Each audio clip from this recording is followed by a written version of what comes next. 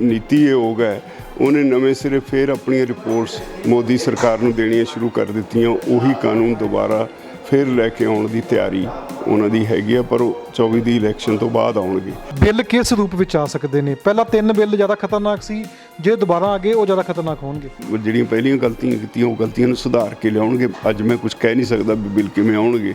ਹਾਂ, ਇਹ ਠੀਕ ਹੈ, ਉਹਨਾਂ ਦੀ ਤਿਆਰੀ ਹੈ 2024 ਦੇ ਇਲੈਕਸ਼ਨ ਤੋਂ ਬਾਅਦ ਇੱਕਦਮ ਬਿੱਲ ਲਿਆ ਕੇ ਕਾਨੂੰਨ ਬਣਾ ਪਾਰਲੀਮੈਂਟ 'ਚ ਪੇਸ਼ ਕਰਕੇ ਕਾਨੂੰਨ ਬਣਾਉਣਗੇ। ਭਾਰਤਮਾਲਾ ਨਾਂ ਦੀ ਜਿਹੜੀ ਚੱਲ ਰਹੀ ਹੈ ਸੜਕਾਂ ਬਣਾਉਣ ਦੀ ਕਵਾਇਦ, ਇਹ ਸਾਰੀਆਂ ਅਡਾਨੀਆਂ ਅੰਬਾਨੀਆਂ ਵਾਸਤੇ ਸੜਕਾਂ ਬਣ ਰਹੀਆਂ, ਕਿਸਾਨਾਂ ਵਾਸਤੇ ਨਹੀਂ। ਨਵੇਂ ਸਿਰੇ ਫੇਰ ਕਾਨੂੰਨ ਉਹੀ ਆਉਣਗੇ ਔਰ ਮੈਂ ਇਹਦੇ ਬਾਰੇ ਬੜਾ ਕਲੀਅਰ ਹਾਂ। ਜਿਹੜੀ ਰੇਲਵੇ ਲਾਈਨ ਆ ਲੁਧਿਆਣੇ ਤੋਂ ਜਲੰਧਰ ਬੰਬੇ ਵੱਲ ਨੂੰ ਜਾਂਦੀ, ਇਹ ਪੋਰਟ ਨਾਲ ਜੋੜਨ ਵਾਸਤੇ ਸਰਕਾਰੀ ਜ਼ਮੀਨ ਦੇ ਵਿੱਚ ਇੱਕ ਲਾਈਨ ਉਹਨੇ ਪਾ ਲਈ, ਉਹਦੀ ਅਡਾਨੀ ਦੀ ਰੇਲਵੇ ਲਾਈਨ ਹੈ, ਮਤਲਬ ਹੁਣ ਉਹ ਮਾਲਕ ਰੇਲਵੇ ਦਾ ਬਣ ਗਿਆ। ਅੱਛਾ, ਬਾਰਡਰ ਖੋਲ੍ਹਣ ਵਿੱਚ ਭਗਵੰਤ ਮਾਨ ਬਿਲਕੁਲ ਵੀ ਹੱਕ ਵਿੱਚ ਨਹੀਂ, ਸਟੇਟਮੈਂਟ ਆਈ ਸੀ। ਖੇਤੀ ਦੇ ਸਵਾਲ ਤੇ ਭਗਵੰਤ ਮਾਨ ਨੂੰ ਜੇ ਕੋਈ ਨੰਬਰ ਮੈਨੂੰ ਪੁੱਛੇ, ਮੈਂ 0 ਤੇ ਜੇ ਘੱਟ ਹੋਣ ਉਹ ਦਿਆਂਗਾ। ਹੀ ਨੋਜ਼ ਨਥਿੰਗ ਅਬਾਊਟ ਐਗਰੀਕਲਚਰ, ਉਹਨੂੰ ਕੱਖ ਨਹੀਂ ਪਤਾ। ਇੱਕ ਈਗੋ ਹੈ, ਹੁਣ ਚੜ੍ਹ ਗਈ ਚੀਫ ਮਿਨਿਸਟਰਸ਼ਿਪ ਔਰ ਜੋ ਜੀ ਕਰਦਾ ਉਹ ਬਿਆਨ ਦੇਈ ਤੁਰਿਆ ਜਾ ਰਿਹਾ ਹੈ। ਕਿਹੜਾ ਟੈਕਨੀਕਲ ਪੁਆਇੰਟ ਹੈ ਗੋਦਾਵਰੀ ਤੋਂ ਪਹਿਲਾਂ ਪੈਸੇ ਆ ਜਾਣੇ? ਨਹੀਂ, ਹੋ ਹੀ ਨਹੀਂ ਸਕਦਾ, ਪੋਸੀਬਲ ਹੀ ਨਹੀਂ। ਹਾਂ, ਸਭ ਤਾਂ ਸਟੇਜਾਂ ਤੋਂ ਕਹਿ ਰਹੇ ਨੇ, ਉਹ ਫਿਰ ਗਲਤ ਕਹਿ ਰਹੇ ਨੇ, ਗੁੰਮਰਾਹ ਕਰ ਰਹੇ ਨੇ। ਮੈਂ ਜਿਵੇਂ ਪਹਿਲਾਂ ਕਿਹਾ ਵੀ ਉਹ ਲੋਕਾਂ ਨੂੰ ਮੂਰਖ ਬਣਾ ਰਹੇ ਨੇ, ਜੁਮਲੇ ਛੱਡ ਕੇ, ਚੁਟਕਲੇ ਛੱਡ ਕੇ। ਉਹ ਸਮਝਦੇ ਵੀ ਇਹਦੇ ਨਾਲ ਲੋਕਾਂ ਦਾ ਘਰ ਪੂਰਾ ਹੁੰਦਾ। ਅਸਲ 'ਚ ਇੱਕ ਤਰ੍ਹਾਂ ਦਾ ਜਦੋਂ ਸਵਾਲ ਹੁੰਦਾ ਨਾ ਮੀਡੀਆ ਵੱਲੋਂ, ਉਹ ਆਪਣਾ ਪਿੱਛਾ ਛਡਾਉਣ ਵਾਸਤੇ ਕੋਈ ਚੁਟਕਲਾ ਛੱਡ ਕੇ ਚਲੇ ਜਾਂਦੇ ਨੇ। ਪਰ ਇੱਕ ਸਵਾਲ ਤੁਹਾਡੇ ਤੇ ਲਗਾਤਾਰ ਹੀ ਖੜਾ ਹੁੰਦਾ ਵੀ ਕਿ ਜਥੇਬੰਦੀਆਂ ਤੋੜਨ ਵਿੱਚ ਤੁਹਾਡੀ ਅਹਿਮ ਭੂਮਿਕਾ ਤਾਂ ਨਹੀਂ ਹੈਗੀ। ਇਹਨਾਂ ਦੀ ਈਗੋ ਨੂੰ ਤਾਂ ਕੋਈ ਪੱਠੇ ਪਾ ਨਹੀਂ ਸਕਦਾ, ਤੇ ਮੈਂ ਈਗੋ ਵਾਲਿਆਂ ਨਾਲ ਨਹੀਂ ਚੱਲ ਸਕਦਾ। ਇਹ ਮੇਰੀ ਪ੍ਰੋਬਲਮ ਹੈ। ਮੈਂ ਕੰਮ ਕਰ ਸਕਦਾ, ਨਾਲੇ ਮੈਂ ਤਾਂ ਹੁਣ ਸਾਰੀ ਉਮਰ ਰਾਤੀ ਇਹਨਾਂ ਦੀ, ਤੇ ਇੰਨੀ ਉਮਰ ਨਹੀਂ ਜਿੰਨੇ ਸਾਲ ਮੈਂ ਜਥੇਬੰਦੀ ਚਲਾਤੇ। 380 ਦਿਨ ਦਾ ਘੋਲ ਜਿੱਤ ਕੇ ਕਿਸਾਨ ਵਾਪਸ ਆਉਂਦੇ ਨੇ, ਪਰ ਕੀ ਕਿਸਾਨ ਦੀਆਂ ਸਮੱਸਿਆਵਾਂ ਦਾ ਹੱਲ ਹੋ ਗਿਆ? ਪ੍ਰੋਟੈਸਟ ਅੱਜ ਵੀ ਚੱਲ ਰਹੇ ਨੇ, ਥਾਂ ਤੇ ਪ੍ਰੋਟੈਸਟ ਚੱਲਦੇ ਨੇ, ਚਾਹੇ MSP ਨੂੰ ਲੈ ਕੇ ਗੱਲ ਹੋਵੇ, ਚਾਹੇ ਹੜ੍ਹਾਂ ਦੀ ਮਾਰ ਥੱਲੇ ਜਿੰਨੇ ਵੀ ਫਸਲਾਂ ਖਰਾਬ ਹੋਈਆਂ ਨੇ ਉਸ ਦੇ ਮੁਆਵਜ਼ੇ ਨੂੰ ਲੈ ਕੇ ਗੱਲ ਹੋਵੇ। ਵਾਅਦੇ ਵੱਡੇ ਨੇ। ਪਹਿਲਾਂ ਮਾਨ ਸਾਹਿਬ ਨੇ ਕਿਹਾ ਸੀ ਕਿ ਵਿਸਾਖੀ ਦੇ ਉੱਤੇ ਪੈਸੇ ਆਉਣਗੇ ਅਕਾਊਂਟ ਦੇ ਵਿੱਚ, ਫਿਰ ਕਿਹਾ ਸੀ 15 ਅਗਸਤ ਤੱਕ ਪੈਸੇ ਆ ਜਾਣਗੇ ਅਕਾਊਂਟ ਵਿੱਚ। ਫਿਰ ਇੱਕ ਸਵਾਲ ਵੀ ਆ ਗਿਆ ਸੀ ਕਿ ਬਿਨਾਂ ਗਦਾਵਰੀ ਤੋਂ ਪੈਸੇ ਕਿਵੇਂ ਅਕਾਊਂਟ ਵਿੱਚ ਆ ਸਕਦੇ ਨੇ। ਬਲਵੀਰ ਸਿੰਘ ਰਾਜੇਵਾਲ ਸਾਡੇ ਨਾਲ ਨੇ। ਰਾਜੇਵਾਲ ਸਾਹਿਬ, ਕਿਸਾਨੀ ਕੋਲ ਜਿੱਤ ਲਿਆ, 3 ਬਿੱਲ ਵਾਪਸ ਹੋ ਗਏ, ਕੀ ਦੁਬਾਰਾ ਬਿੱਲ ਆਉਣਗੇ? ਕਿਉਂਕਿ 2024 ਦੇ ਵਿੱਚ ਚੋਣਾਂ ਨੇ, ਮੋਦੀ ਸਾਹਿਬ ਦੀ ਲਗਾਤਾਰ ਸਟੇਟਮੈਂਟ ਆਉਂਦੀ ਰਹੀ ਹੈ, 1 ਨੇਸ਼ਨ 1 ਇਲੈਕਸ਼ਨ। ਦੇਖੋ, ਸਮਝਣਾ ਚਾਹੀਦਾ ਕਿਸਾਨਾਂ ਨੂੰ, ਚੌਕਸ ਰਹਿਣਾ ਚਾਹੀਦਾ ਹੈ। ਜਿਹੜੀ ਲੇਟੈਸਟ ਰਿਪੋਰਟਸ ਨੇ ਉਹ ਇਹ ਹੈ ਵੀ ਜਿਹੜਾ ਨੀਤੀ ਆਯੋਗ ਹੈ ਉਹਨੇ ਨਵੇਂ ਸਿਰੇ ਫਿਰ ਆਪਣੀਆਂ ਰਿਪੋਰਟਸ ਮੋਦੀ ਸਰਕਾਰ ਨੂੰ ਦੇਣੀਆਂ ਸ਼ੁਰੂ ਕਰ ਦਿੱਤੀਆਂ। ਉਹੀ ਕਾਨੂੰਨ ਦੁਬਾਰਾ ਫਿਰ ਲੈ ਕੇ ਆਉਣ ਦੀ ਤਿਆਰੀ ਉਹਨਾਂ ਦੀ ਹੈਗੀ ਆ, ਪਰ ਉਹ 24 ਦੀ ਇਲੈਕਸ਼ਨ ਤੋਂ ਬਾਅਦ ਆਉਣਗੇ।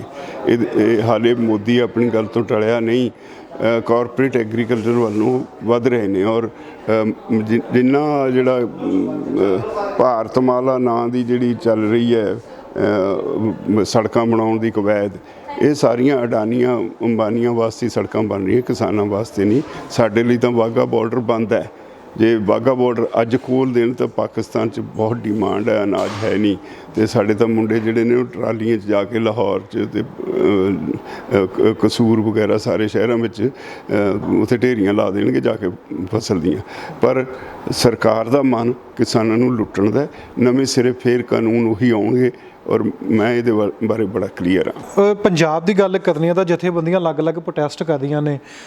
ਬਾਘਾ ਬਾਰਡਰ ਖੋਲ੍ਹਣ ਦੀ ਹੱਕ ਵਿੱਚ ਵੀ ਨੇ, ਪਾਣੀਆਂ ਦੇ ਉੱਤੇ ਵੀ ਹੈ, MSP ਉੱਤੇ ਵੀ ਹੈ, ਮੂੰਗੀ ਦੇ ਉੱਤੇ MSP ਨਹੀਂ ਮਿਲੀ, ਫਸਲ ਚੱਕੀ ਨਹੀਂ ਗਈ ਉਸ ਉੱਪਰ ਵੀ ਹੈ, ਗੰਨੇ ਦਾ ਬਕਾਇਆ ਨਹੀਂ ਮਿਲਿਆ ਉਸ ਉੱਪਰ ਵੀ ਹੈ, ਕਿਸਾਨ ਖੁਦਕੁਸ਼ੀਆਂ ਕਰ ਰਿਹਾ ਉਸ ਉੱਪਰ ਵੀ ਹੈ। ਇੰਨੇ ਸਾਰੇ ਮੁੱਦੇ ਨੇ, ਇੰਨੇ ਸਾਰੇ ਮੁੱਦਿਆਂ ਦੇ ਉੱਤੇ ਦੁਬਾਰਾ ਸਿਰ ਲਾ ਕੇ ਕਿਉਂ ਨਹੀਂ ਜਥੇਬੰਦੀਆਂ ਬੈਠਦੀਆਂ, ਅਲੱਗ-ਅਲੱਗ ਕਿਉਂ ਨੇ? ਇਹ ਸਵਾਲ ਸਿਰਫ ਪਿੰਡ ਦੇ ਲੋਕਾਂ ਦਾ ਨਹੀਂ, ਸ਼ਹਿਰ ਦੇ ਲੋਕਾਂ ਦਾ ਵੀ ਸਵਾਲ ਹੈ, ਕਿਉਂਕਿ ਇਹ ਮਾਰ ਹੁਣ ਸ਼ਹਿਰ ਦੇ ਲੋਕਾਂ ਨੂੰ ਮਹਿੰਗਾਈ ਦੇ ਰੂਪ ਵਿੱਚ ਵੀ ਪੈ ਰਹੀ ਹੈ। ਦੇਖੋ, ਬਿਲਕੁਲ ਠੀਕ ਹੈ ਗੱਲ ਤੁਹਾਡੀ, ਲੋੜ ਹੈ ਇਕੱਠੇ ਹੋਣ ਦੀ। ਔਰ ਮੈਨੂੰ ਇਹ ਲੱਗਦਾ ਵੀ ਜਿਹੜਾ ਪਹਿਲਾ ਅੰਦੋਲਨ ਸੀ ਉਹ ਵੀ 2017 ਦੇ ਵਿੱਚ ਮੈਂ ਸ਼ੁਰੂ ਕੀਤਾ ਸੀ। ਪਹਿਲਾਂ 2.5 ਸਾਲ ਪੌਣੇ 3 ਸਾਲ ਅੰਦੋਲਨ ਦੀ ਰੂਪਰੇਖਾ ਬਣਾਉਣ ਵਾਸਤੇ, ਤਿਆਰੀ ਕਰਨ ਵਾਸਤੇ, ਬਾਕੀ ਸਾਰਿਆਂ ਨੂੰ ਨਾਲ ਜੋੜਨ ਵਾਸਤੇ 3 ਸਾਲ ਲੱਗ ਗਏ ਸੀ, ਅਤੇ ਜੂਨ 2020 'ਚ ਸਾਰੇ ਇਕੱਠੇ ਹੋਏ ਸੀ। ਇਸੇ ਤਰ੍ਹਾਂ ਸਰਕਾਰਾਂ ਦਾ ਕੰਮ ਹੁੰਦਾ, ਉਹਨਾਂ ਨੇ ਸਾਨੂੰ ਤੋੜਿਆ, ਇਹਦੇ 'ਚ ਕੋਈ ਦੋ ਰਾਇਆ ਨਹੀਂ। ਔਰ ਤਰ੍ਹਾਂ ਤਰ੍ਹਾਂ ਦੀਆਂ ਗੱਲਾਂ ਕਰਕੇ, ਬੇਸਲੈਸ ਗੱਲਾਂ ਕਰਕੇ ਇਹ ਇਕੱਠ ਤੋੜਿਆ, ਕਿਉਂਕਿ ਸਰਕਾਰ ਨੂੰ ਖਤਰਾ ਪੈਦਾ ਹੋ ਗਿਆ ਸੀ ਵੀ ਜਿਹੜੀ ਇੱਦਾਂ ਦੀ ਯੂਨਿਟੀ ਹੈ ਉਹਨੂੰ ਉਹ ਫੇਸ ਨਹੀਂ ਸੀ ਕਰ ਸਕਦੀ। ਉਹ ਸੌਖੇ ਹੋ ਗਏ। ਪਰ ਇੱਕ ਗੱਲ ਬੜੀ ਸਪਸ਼ਟ ਹੈ ਵੀ ਅੰਦੋਲਨ ਦਾ ਮਾਹੌਲ ਬਣ ਗਿਆ ਜਦੋਂ, ਤਾਂ ਹਰ ਹਾਲਤ ਵਿੱਚ ਸਾਰਿਆਂ ਦੀ ਮਜਬੂਰੀ ਹੋਏਗੀ ਇਕੱਠੇ ਹੋਣਾ, ਔਰ ਹਾਲਾਤ ਇਕੱਠੇ ਕਰਨਗੇ। ਉਦੋਂ ਵੀ ਕੋਈ ਐਵੇਂ ਨਹੀਂ ਇਕੱਠੇ ਹੋਏ, ਉਦੋਂ ਵੀ ਹਾਲਾਤ ਨੇ ਇਕੱਠੇ ਕੀਤੇ ਸੀ। ਜਿੱਥੋਂ ਤੱਕ ਪੰਜਾਬ ਸਰਕਾਰ ਦਾ ਹੈ, ਮੈਂ ਪਿਛਲੇ ਦਿਨੀ ਇੱਕ ਲੇਖ ਲਿਖਿਆ, ਅਜੀਤ ਛਪਿਆ, ਉਹਦੇ ਵਿੱਚ ਬੜਾ ਕਲੀਅਰ ਕੀਤਾ ਸੀ ਵੀ ਜੋ ਤੁਸੀਂ ਕਹਿੰਦੇ ਹੋ, ਉਹਨੇ ਹਾਲੇ ਪਿਛਲੀਆਂ ਫਸਲਾਂ ਦਾ, ਕਣਕ ਦਾ ਮੁਆਵਜ਼ਾ ਨਹੀਂ ਦਿੱਤਾ, ਨਰਮੇ ਦਾ ਨਹੀਂ ਦਿੱਤਾ, ਜਿਹੜਾ ਪਸ਼ੂ ਨੂੰ ਬਿਮਾਰੀ ਪਈ ਸੀ ਉਹਦਾ ਨਹੀਂ ਦਿੱਤਾ। ਹੁਣ ਫਿਰ ਇੱਕ ਸਾਨੂੰ ਉਹਦੀ ਮਾਨਸਿਕਤਾ ਸਮਝਣੀ ਪਏਗੀ। ਹੁਣ ਤਾਂ ਬਿੱਲੀ ਥੈਲੀਓਂ ਬਾਹਰ ਆ ਗਈ। ਉਹਨੇ ਜਿਹੜੇ ਨੋਰਮਸ ਸੀਗੇ ਨਾ ਕੰਪਨਸੇਸ਼ਨ ਦੇ, ਉਹ ਬਦਲਤੇ। 50 ਸਾਲ ਪੁਰਾਣੇ ਨੋਰਮ ਸੀ। 4 ਸਲੈਬਸ ਹੁੰਦੀਆਂ ਸੀ। ਪਹਿਲੀ ਸਲੈਬ 25% ਤੱਕ ਕੋਈ ਮੁਆਵਜ਼ਾ ਨਹੀਂ, 25 ਤੋਂ 50% ਤੱਕ ਉੱਥੇ 6800 ਰੁਪਇਆ ਮਿਲਦਾ ਸੀ, 50 ਤੋਂ 75 ਤੱਕ 9000 ਮਿਲਦਾ ਸੀ, ਇਹ ਤੋਂ ਵੱਧ 12000 ਮਿਲਦਾ ਸੀ, ਜਿਹੜਾ ਵਧਾ ਕੇ 15000 ਕਰਤਾ ਸੀ। ਉਹਦੇ ਵਿੱਚ ਪੰਜਾਬ ਸਰਕਾਰ ਦਾ ਸਿਰਫ 3000 ਕੰਟਰੀਬਿਊਸ਼ਨ ਹੁੰਦੀ ਸੀ, ਬਾਕੀ ਸਾਰਾ ਸੈਂਟਰਲ ਗੌਰਮੈਂਟ ਦਾ ਹੁੰਦਾ ਸੀ ਪੈਸਾ, ਨੈਸ਼ਨਲ ਕੈਲਮਿਟੀਜ਼ ਫੰਡ ਦਾ। ਅਤੇ ਇਹਨੇ ਭਲੇ ਮਾਨਸ ਨੇ ਉਹਦੀਆਂ ਸਲੈਬਸ ਜਿਹੜੀਆਂ ਸੀ 4 ਤੇ 3 ਕਰਤੀਆਂ। ਹੁਣ 25 ਦੀ ਬਜਾਏ 35% ਤੱਕ ਕੋਈ ਮੁਆਵਜ਼ਾ ਨਹੀਂ। ਦੂਜੀ ਸਲੈਬ 35 ਤੋਂ 75% ਦੀ, ਉਹਦੇ 'ਤੇ 6800, ਅਤੇ 75 ਤੋਂ ਉੱਤੇ ਜਿਹੜਾ 100% ਕੰਪਨਸੇਸ਼ਨ ਹੈਗਾ। ਅਤੇ ਇਹ ਤੋਂ ਸਾਫ਼ ਜ਼ਾਹਰ ਹੈ ਭਈ ਇਹ ਦੇਣਾ ਕੁਛ ਨਹੀਂ ਚਾਹੁੰਦਾ ਕਿਸਾਨਾਂ ਨੂੰ, ਸਿਰਫ ਚੁਟਕਲੇ ਸੁਣਾ ਕੇ ਲੋਕਾਂ ਨੂੰ ਮੂਰਖ ਬਣਾਉਣਾ ਚਾਹੁੰਦਾ। ਇਹ ਤੋਂ ਵੱਧ ਕੁਛ ਨਹੀਂ ਹੈ। ਮਾਨ ਸਾਹਿਬ ਕਹਿੰਦੇ ਨੇ ਕਿ ਮੁਰਗੀ ਬੱਕਰੀਆਂ ਦੇ ਉੱਤੇ ਮੁਆਵਜ਼ਾ ਮੈਂ ਦਵਾਂਗਾ, ਕੇਂਦਰ ਵੱਲੋਂ ਮੁਆਵਜ਼ਾ ਆਉਣਾ। ਮਾਨ ਸਾਹਿਬ ਕਿਵੇਂ ਦਾਅਵਾ ਕਰ ਸਕਦੇ ਨੇ? ਕਿਉਂਕਿ ਕੁਛ ਪਰਸੈਂਟ ਪੰਜਾਬ ਗੌਰਮੈਂਟ ਨੇ ਪਾਉਣਾ ਹੁੰਦਾ, ਪਰ ਬਾਕੀ ਹਿੱਸਾ ਤਾਂ ਕੇਂਦਰ ਨੇ ਦੇਣਾ। ਠੀਕ ਹੈ, ਇਹਨਾਂ ਉੱਤੇ ਮੁਆਵਜ਼ੇ ਹੈਗੇ ਨੇ, ਬੱਕਰੀ 'ਤੇ ਵੀ ਮੁਆਵਜ਼ਾ, ਮੁਰਗੀਆਂ 'ਤੇ ਵੀ ਮੁਆਵਜ਼ਾ, ਜੇ ਆਪਾਂ ਆਰਟੀਕਲ ਪੜ੍ਹ ਲਈਏ ਉਸ ਉੱਪਰ। ਪਰ ਮਾਨ ਸਾਹਿਬ ਇਕੱਲਾ ਕਿਵੇਂ ਦਾਅਵਾ ਕਰ ਰਹੇ ਨੇ? ਉਹ ਤਾਂ ਕੇਂਦਰ ਚਾਹੂਗੀ ਤਾਂ ਹੀ ਦੇ ਪਾਉਣਗੇ। ਨਹੀਂ, ਇੱਕ ਗੱਲ ਸਮਝਣੀ ਚਾਹੀਦੀ ਹੈ ਸਾਨੂੰ, ਜਿਹੜਾ ਪ੍ਰੋਸੈਸ ਕੀ ਹੈ। ਪੈਸਾ ਸਾਰਾ ਪੰਜਾਬ ਸਰਕਾਰ ਦੇ ਕੋਲ ਆਏਗਾ। ਪੰਜਾਬ ਸਰਕਾਰ ਅੱਗੇ ਗਰਦੌਰੀ ਹੋਣ ਤੋਂ ਬਾਅਦ ਕਿਸਾਨਾਂ ਨੂੰ ਕੰਪਨਸੇਸ਼ਨ ਡਿਸਟਰੀਬਿਊਟ ਕਰੇਗੀ, ਔਰ ਉਹਦਾ ਅਕਾਊਂਟ ਉਹਨਾਂ ਨੇ ਭੇਜਣਾ ਹੁੰਦਾ ਉਹਨਾਂ ਨੂੰ। ਉਹ ਇੱਥੇ ਤੱਕ ਉਹਨਾਂ ਦੀ ਜ਼ਿੰਮੇਵਾਰੀ ਹੈ। ਸਾਰਾ ਪੈਸੇ ਕੰਪਨਸੇਸ਼ਨ ਵੰਡਣ ਦਾ ਕੰਮ ਉਹ ਪੰਜਾਬ ਸਰਕਾਰ ਦੇ ਜ਼ਿੰਮੇ ਹੈ। ਪੰਜਾਬ ਸਰਕਾਰ ਦੀ ਕੰਟਰੀਬਿਊਸ਼ਨ ਸਿਰਫ 3000 ਦੀ ਹੈ, 100% ਦੇ ਵਿੱਚ 3000 ਰੁਪਏ ਪਰ ਏਕੜ। ਇਹ ਤੋਂ ਬਾਅਦ ਇਹਨਾਂ ਦੀ ਕੰਟਰੀਬਿਊਸ਼ਨ ਕੋਈ ਨਹੀਂ। 12000 ਕੰਟਰੀਬਿਊਸ਼ਨ ਜਿਹੜੀ 15000 ਉਹਨਾਂ ਦੇ ਮੁਤਾਬਕ 100% 'ਤੇ 12000 ਕੰਟਰੀਬਿਊਸ਼ਨ ਭਾਰਤ ਸਰਕਾਰ ਦੀ ਹੈ। ਤੋ ਇਹ ਤਾਂ ਕਿਉਂਕਿ ਇਹਨੇ ਵੰਡਣਾ ਔਰ ਥਰੂ ਰੈਵਨਿਊ ਡਿਪਾਰਟਮੈਂਟ ਵੰਡਣਾ। ਰੈਵਨਿਊ ਡਿਪਾਰਟਮੈਂਟ ਪਹਿਲਾਂ ਗਰਦੌਰੀਆਂ ਕਰੇਗਾ। ਇੱਕ ਹੈਰਾਨੀ ਵਾਲੀ ਗੱਲ ਹੈ ਵੀ ਲੋਕਾਂ ਨੂੰ ਮੂਰਖ ਕਿਵੇਂ ਬਣਾਉਂਦਾ। ਸਾਰੀ 1500 ਕੁਛ ਪਟਵਾਰੀ ਨੇ ਇਹਨਾਂ ਦੇ ਕੋਲ, ਅਤੇ ਕੋਈ 3500 ਪੋਸਟਾਂ ਖਾਲੀ ਨੇ। ਅਤੇ ਉਹਨਾਂ ਦੇ ਹੁਣ ਉਹਨਾਂ ਨੇ ਹੜਤਾਲ 'ਤੇ ਚਲੇ ਗਏ। ਉਹਨਾਂ ਨੇ ਜਿਹੜੇ ਐਡੀਸ਼ਨਲ ਪਟਵਾਰ ਸਰਕਲ ਉਹਨਾਂ ਨੂੰ ਦਿੱਤੇ ਹੋਏ ਸੀ, ਉਹਨਾਂ ਨੇ ਕਹਿ ਦਿੱਤਾ ਉੱਥੇ ਅਸੀਂ ਕੰਮ ਨਹੀਂ ਕਰਨਾ, ਅਸੀਂ ਆਪੋ ਆਪਣੇ 'ਚ ਕਰਾਂਗੇ। ਫਿਰ ਗਰਦੌਰੀ ਕਰਨ ਦਾ ਵੀ ਇੱਕ ਤਰੀਕਾ ਹੁੰਦਾ। ਗਰਦੌਰੀ ਕਰਨੀ ਹੈ, ਮੌਕੇ 'ਤੇ ਜਾ ਕੇ ਨੰਬਰਦਾਰ ਨਾਲ ਚਾਹੀਦਾ, ਕਿ EDO ਨਾਲ ਚਾਹੀਦਾ। ਹਾਲੇ ਪਾਣੀ ਸੁੱਕਿਆ ਨਹੀਂ ਜਿੱਥੇ, ਉੱਥੇ ਗਰਦੌਰੀ ਕਿਵੇਂ ਹੋ ਜਾਏਗੀ? ਬਹੁਤ ਸਾਰੇ ਐਸੇ ਇਲਾਕੇ ਨੇ ਜਿੱਥੇ ਜਿਹੜੀ ਮੇਨ ਲੇਅਰ ਹੈ, ਉੱਪਰਲੀ ਧਰਤੀ ਦੀ ਫਰਟਾਈਲ ਲੇਅਰ ਹੈ, ਉਹਨੂੰ ਪਾਣੀ ਬਹਾ ਕੇ ਲੈ ਗਿਆ, ਉਹ ਖੇਤ ਨੀਵੇਂ ਹੋ ਗਏ।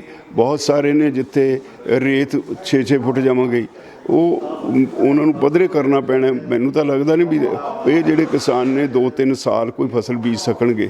ਇਹ ਖੇਤ ਖਾਲੀ ਰਹਿ ਜਾਣਗੇ ਉਹਨਾਂ ਦੇ। ਅਤੇ ਜਿਹਦੀ ਇੱਕ ਫਸਲ ਚਲੇ ਜੇ ਉਹ ਨਹੀਂ 5 ਸਾਲ ਪੈਰਾਂ ਸਿਰ ਹੁੰਦਾ। ਅਤੇ ਜਦੋਂ ਹਾਲੇ ਤਾਂ ਜਿਹੜੇ ਖੇਤਾਂ 'ਚ ਪਾਣੀ ਖੜ੍ਹਾ ਹੈ, ਘਰ ਢਹਿ ਗਏ ਲੋਕਾਂ ਦੇ ਪਸ਼ੂ ਹੜ੍ਹ ਗਏ, ਮਰ ਗਏ, ਅਤੇ ਕੁਛ ਬੰਦੇ ਵੀ ਮਰ ਗਏ, ਜਾਨਾਂ ਚਲੀ ਗਈਆਂ, ਅਤੇ ਹਾਲੇ ਗੱਲਾਂ ਹੀ ਕਰੀ ਜਾਂਦੇ ਨੇ। ਦੇਣਾ ਕਦੋਂ ਹੈ?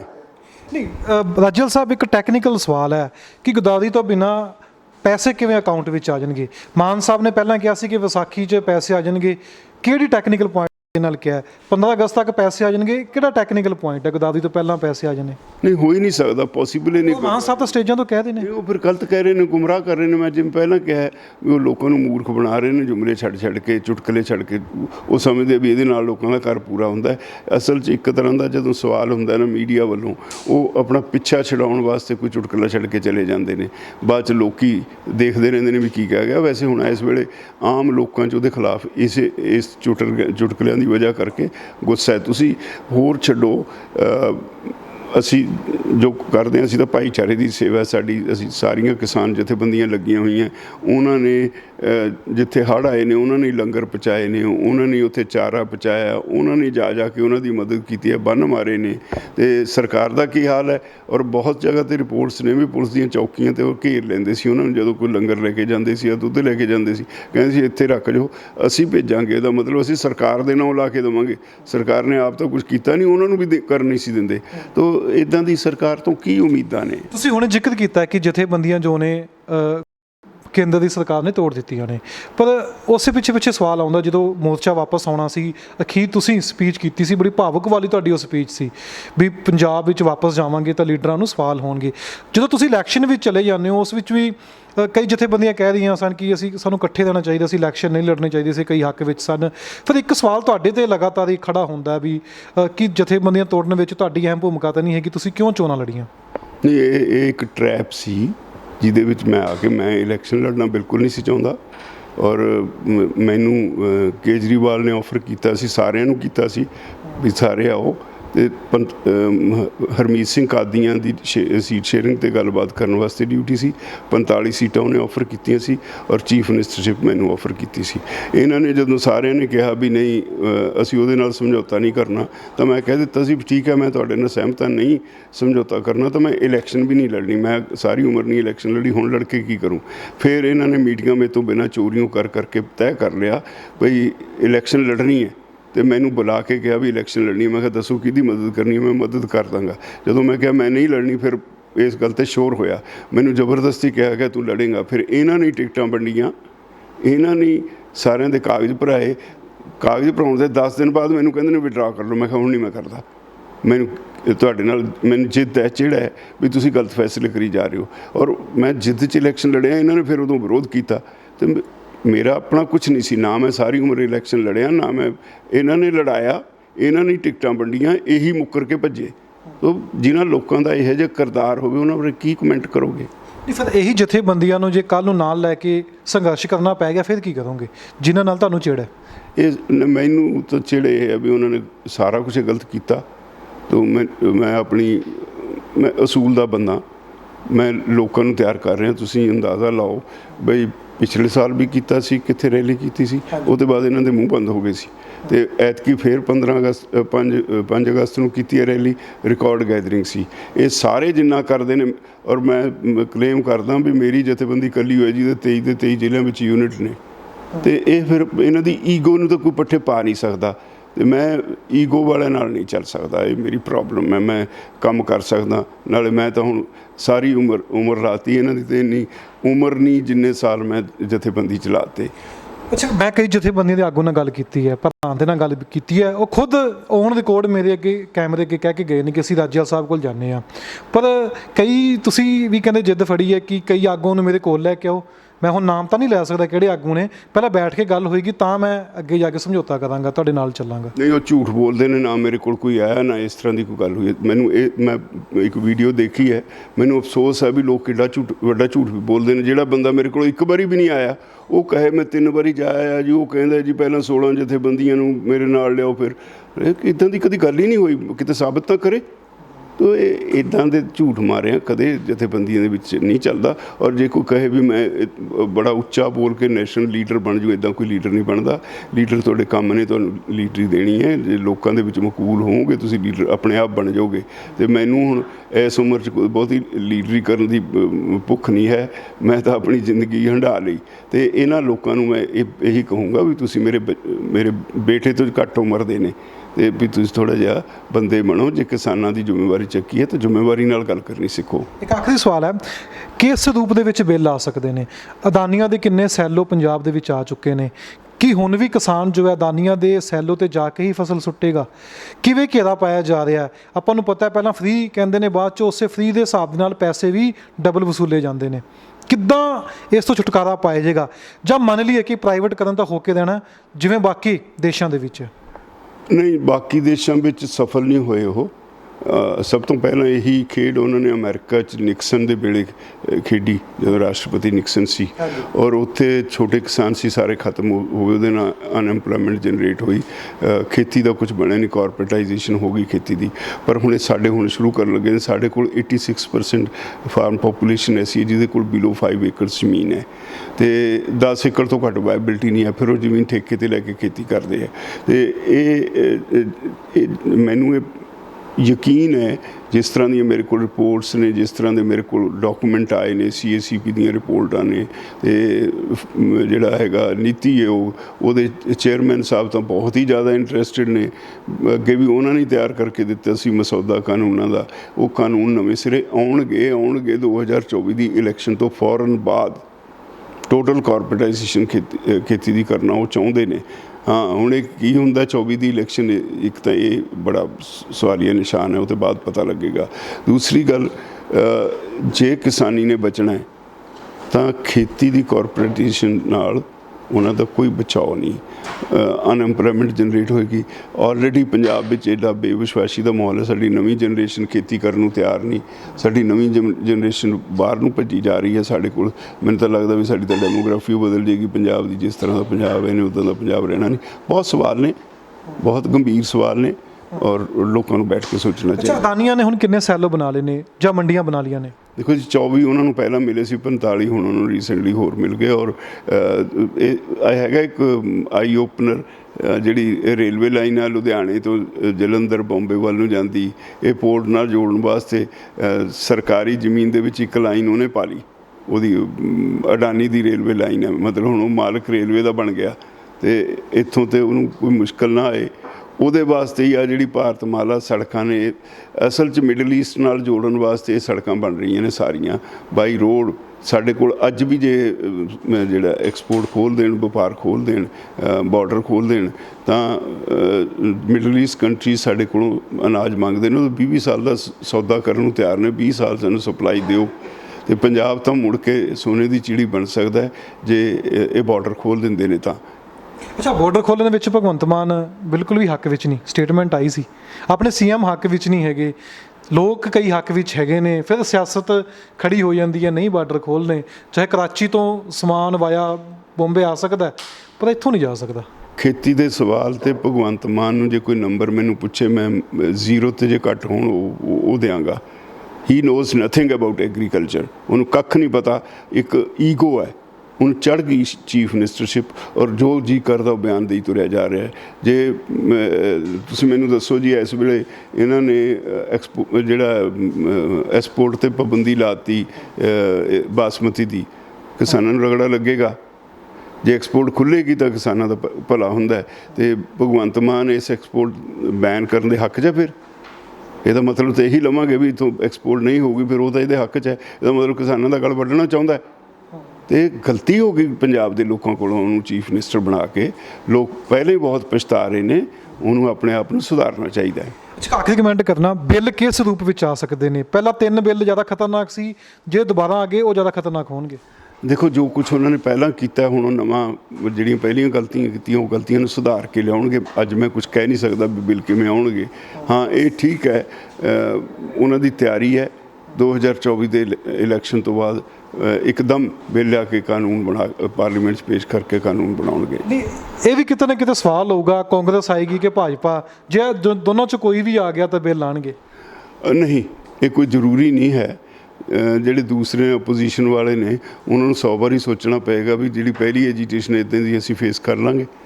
ਇਹ ਤਾਂ ਹਰ ਇੱਕ ਦੇ ਸਵਾਲ ਹੈ, ਪਰ ਇਹ ਜਿਹੜਾ ਹੈਗਾ ਮੋਦੀ, ਇਹ ਡਿਟਰਮਿੰਡ ਹੈ। ਜੇ ਉਹ ਆ ਗਏ ਤਾਂ ਫਿਰ ਬਿੱਲ ਆਉਣਗੇ? ਹਾਂ, ਡੈਫੀਨੇਟਲੀ ਆਉਣਗੇ, ਪੱਕਾ, ਆਈ ਐਮ ਸ਼ੋਰ। ਤੇ ਕੀ ਕਹਿਣਾ ਚਾਹੁੰਦੇ ਜਥੇਬੰਦੀਆਂ ਨੂੰ ਵੀ ਨਾਲ ਫਿਰ ਚੱਲਣਾ ਪੈਣਾ ਇਕੱਠਾ ਹੋ ਕੇ ਜੇ ਬਿੱਲ ਆ ਗਏ, ਕਿ ਫਿਰ ਸਭ ਨੇ ਆਪਣੀ ਲਾਈਨ ਪਕੜਨੀ ਹੈ? ਈਗੋ ਛੱਡ ਦੇਣੀ ਚਾਹੀਦੀ ਹੈ ਸਭ ਨੂੰ। ਜੇ ਤਾਂ ਤੁਸੀਂ ਸਹੀ ਮਾਅਨਿਆਂ ਵਿੱਚ ਝੂਠਾ ਪ੍ਰਚਾਰ, ਈਗੋ ਕਰਕੇ ਤੁਸੀਂ ਕਿਸਾਨੀ ਦੀ ਸੇਵਾ ਨਹੀਂ ਕਰ ਰਹੇ, ਤੁਸੀਂ ਕਿਸਾਨੀ ਦਾ ਨੁਕਸਾਨ ਕਰ ਰਹੇ ਹੋ।